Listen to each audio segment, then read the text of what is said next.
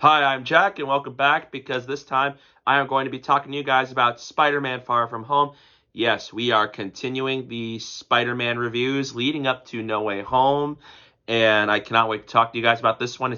It's directed by John Watts, and it stars Tom Holland, Zendaya, Jake Gyllenhaal, Jacob Batalon, Samuel L. Jackson, Cobie Smulders, Marissa Tomei, Jon Favreau, Angry Rice, Tony Revolori, and many more. Don't forget to follow me on social media. My username is down below on the screen. So don't forget to do that while you're at it. And this is a spoiler review. This movie has been out for 2 years. I am going to talk about spoilers from small to big. So if you haven't seen the movie yet, go watch the movie and then come back here when you're done. And with that out of the way, let's start talking about the movie. Far From Home follows Peter Parker after the events of Avengers Endgame, and he's mourning the loss of his mentor Iron Man. And so, because of that, he's trying to distance himself from all the superhero activities he's been doing. Eventually, he goes on a trip to Europe with his best friends, Ned and MJ, and he tries to have fun while he's at it. However, trouble strikes wherever he goes because eventually Elemental starts springing across Europe, and he teams up with Mysterio to take them down. To kick off the positives, I thought the acting is good, just like in Homecoming. Tom Holland continues to do a terrific job as Peter Parker and Spider-Man, especially trying to channel all of these emotional moments, like with Happy after the events of Endgame. And he has great dynamic with Ned and MJ. Like, you really want to see them get together.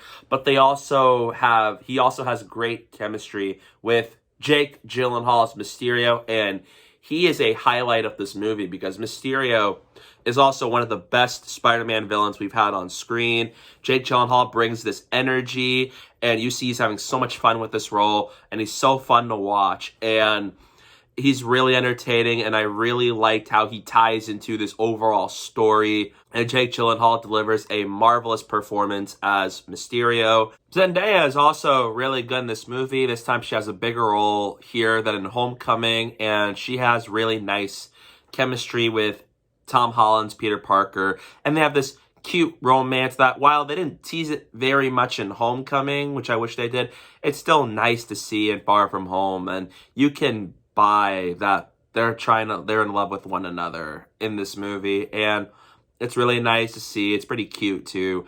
And Jacob Batalon is really good as Ned. This time he has a romance with Betty, which was fine.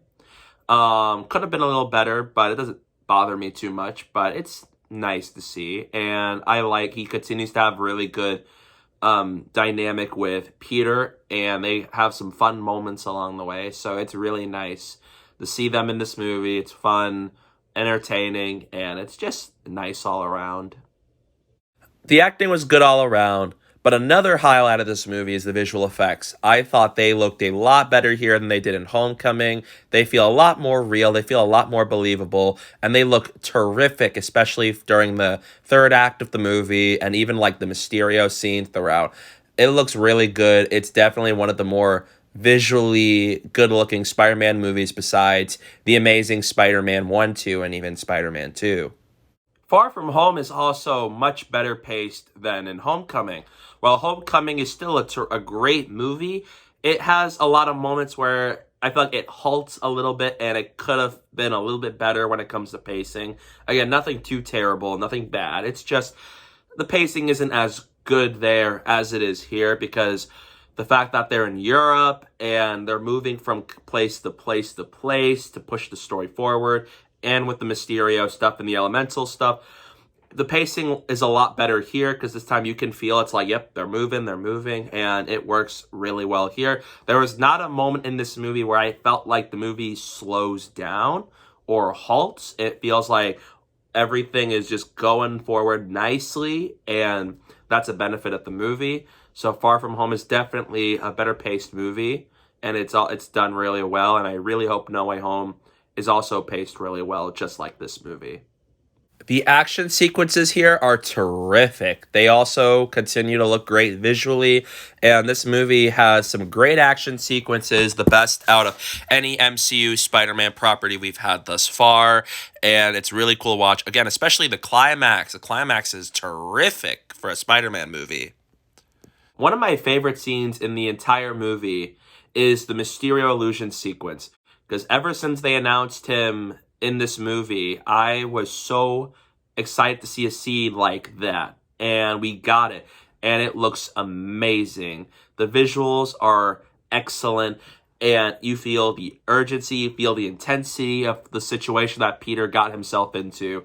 And it just looks so great all around. And Jake Gyllenhaal does such a good job, like kind of dubbing his voice over this scene as all this is happening. And it's really cool. And it's haunting. And it's just such a cool scene. And it's easily one of the best scenes out of any Spider-Man movie to date. Top 10 material.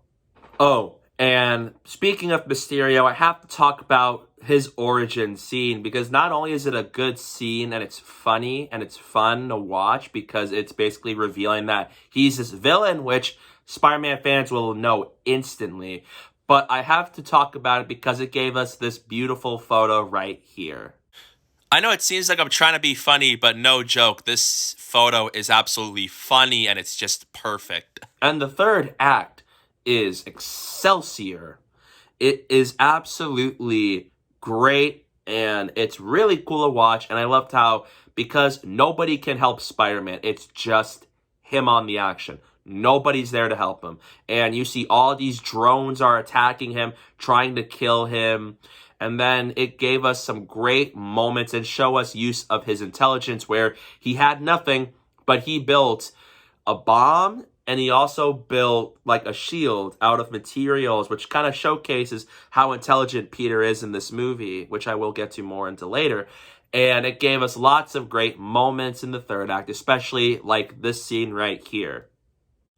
This scene right here is also one of the best moments in the movie because he's not relying on any technology. He closes his eyes and he's using nothing but his senses to take down all of these drones and to get the Edith glasses back from Beck. And it's really cool. It's pure Spider-Man. And this is what we know, because this is not Iron Boy Jr., anybody who's watching this. This is Spider-Man. He uses his senses to take down all these drones without getting shot at and without getting killed. And it's really cool to see. And it also gives us one of the best end credit scenes of all time in the form of J. Jonah Jameson returning, but also the reveal of Spider-Man's identity. And that was just so jaw-dropping, because I remembered watching the movie and J. Jonah Jameson pops up and it's J.K. Simmons and everybody clapped and cheered because he is perfect casting as J. Jonah Jameson. There is no contest there. And he gets his identity revealed and it was just so shocking because I remember sitting there and I was like, are you kidding me? It's just so crazy that they actually pulled it off. This is only his 5th appearance in the MCU, unless you're going to count that possible cameo appearance in Iron Man 2. But it's so shocking that now they're going to get into his identity being exposed. And I'm really looking forward to seeing how that plays out in No Way Home, especially with all the multiverse stuff and the possible return of Tobey Maguire and Andrew Garfield. And so I'm really looking forward to seeing how No Way Home gets affected by the end credit scenes of this movie. These next few things are more mixed than negative. So the other thing that comes to mind when it comes to mix is I think the humor is very hit or miss in this movie. Like Homecoming worked well with its humor, but I think at times I think they try to be a little too funny or more than it needed to be. And at times it works, but at times it doesn't. And again, it doesn't count as a bad thing about the movie, but it's something I feel like it's just, it works, it doesn't. So it's in the middle for me. And the next thing is it's too much of a teen comedy. Like I get you have like Ned and MJ and Peter and Brad and Flash and Betty, but I think they made a lot of this movie too much of a teen comedy rather than like a superhero movie of sorts. And I think the superhero stuff is far better than the teen comedy stuff. But like I get the teen comedy thing. It's not terrible. It's not bad. It just feels weird. And it feels like Far From Home is a little too much of that than a superhero movie. So they're both mixed bags for me. However, it's time for me to talk about the negatives. And the first thing that comes to mind is the Edith plotline. Now, It's not the execution I'm bothered by, but it just feels weird that we would have a plot line that revolves around a multi-million-dollar glasses that can do anything, that has a satellite full of drones, and it's handed to Peter. It feels more like something you would give to somebody like Rhodey, but it just feels weird that they would give it to a teenager. It just doesn't really work. The second issue I have with the movie is that Peter is way too passive in the first half of the movie, because Spider-Man is always an active character who's actively causing the events, the story to go. But in Far From Home, he's always trying to take the easy way out of all of these things, like the water elemental attacks in New York. He helps out, but then after that, he's like, nope, I'm done. And then after the fire elemental, he's like, he gives you the Edith glasses, I'm done. And it just feels weird because Spider-Man is not usually a passive character, but for some reason, it's just like, instead of him causing the story, just like in Homecoming, the whole story is happening around him. He just happens to be there as it happens, and it's kind of weird. And that's, of course, in the third act, he starts to be an active character, but they made him a little too passive in this movie, and it just kind of brings it down a little bit. The third issue I have with this movie is sort of like one scene that happens in the early middle half of the movie where they took a stop, and you have a scene where Peter gets his night monkey suit and the woman tells him to take off his clothes right in front of her.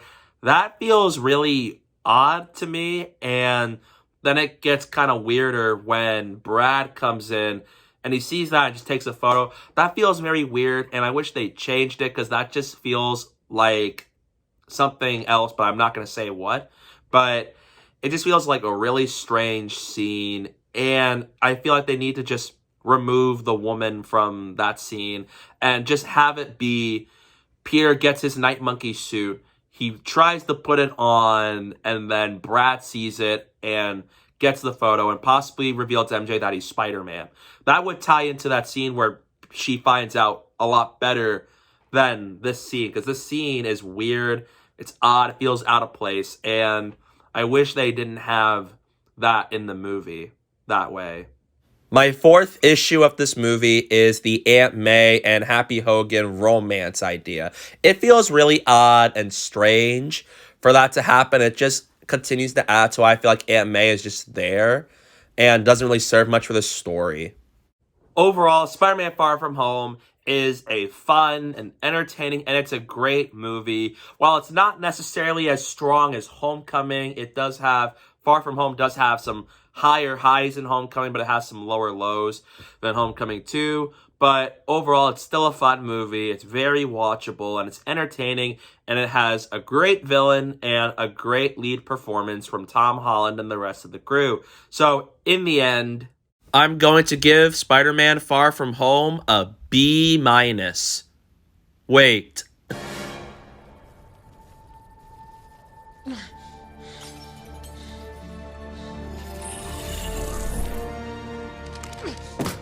You can't trick me anymore. Just kidding. I'm going to give Spider-Man Far From Home a B+. And you should definitely watch this movie for Spider-Man and just for entertainment purposes. Oh, and I forgot to mention this in the review. Samuel L. Jackson and Cobie Smulders are both in this movie. They were good. It's nice to see them, even though they played the trick in that last end credit scene where they actually happen to be Skrulls, Talos from Captain Marvel. So it was fine. It was cool to see them. I still think Nick Fury was at his best in Captain America, the Winter Soldier, but it was nice to see him, and I still am not sure what they were trying to do with Maria Hill. I don't know what they're trying to do with her, but she's in it. She's cool. And yeah, those are my thoughts on Spider-Man Far From Home. What did you think about this movie? Let me know down below in the comment section. I love to hear your thoughts on Far From Home. And before you head out, this is my username for social media down below on the screen. So don't forget to follow me on social media while you're at it when you're done with this video. And thank you so much for watching. And don't forget to hit that like button and comment down below and hit that subscribe button. And stay tuned for more.